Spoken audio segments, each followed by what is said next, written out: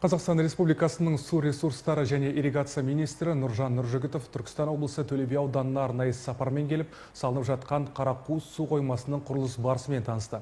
2024 жылы басталған жоба бүгінде аяқталуға жақын. Құрылысты корпорация Қазғұр жауапкершілігі шектеулі серіктестігі жүргізуде. Жобаның жалпы құны 1 миллиард 123 миллион теңге. Бүгінде ауданда 4 су қоймасы бар. Соның ішінде ащы су қоймасы 206 миллион теңгеге күрделі жөндеуден өтуде. Сонымен қатар Кәусар су тоғандары мен Абай су қорғау бөгетінде қауіпсіздік шаралары күшейтілген. Ауданда 10 өзен бар. Жылдық су ағыны 2,3 миллиард текше метрді құрайды.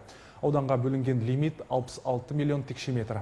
2025 жылы 20 миллион текше метр су пайдаланылды. Бүгінде 74 канал Төле би су шаруашылығы мемлекеттік коммуналдық мекемесі теңгерімінде. Ал суармалы жер көлемі 9813 гектарды құрайды. Су инфрақұрылымын жақсарту бағытындағы жұмыстар да жүйелі түрде жүргізілуде. Өткен жылы 33-те 8 шақырым канал тазаланып, 16-та 4 шақырым қашыртқы қазылды. 2026 жылы 20 каналға механикалық тазалау жүргізіліп, 14-те 58 шақырым қашыртқыны ретке келтіру жоспарланған. Су үнемдеу технологияларын енгізу бағытында да нақты нәтижелер бар. 2025 жылы 612 гектарға енгізіліп, жоспар 100% орындалды. 2026 жылы бұл көрсеткіш 412 гектарға жеткізу көзделіп отыр.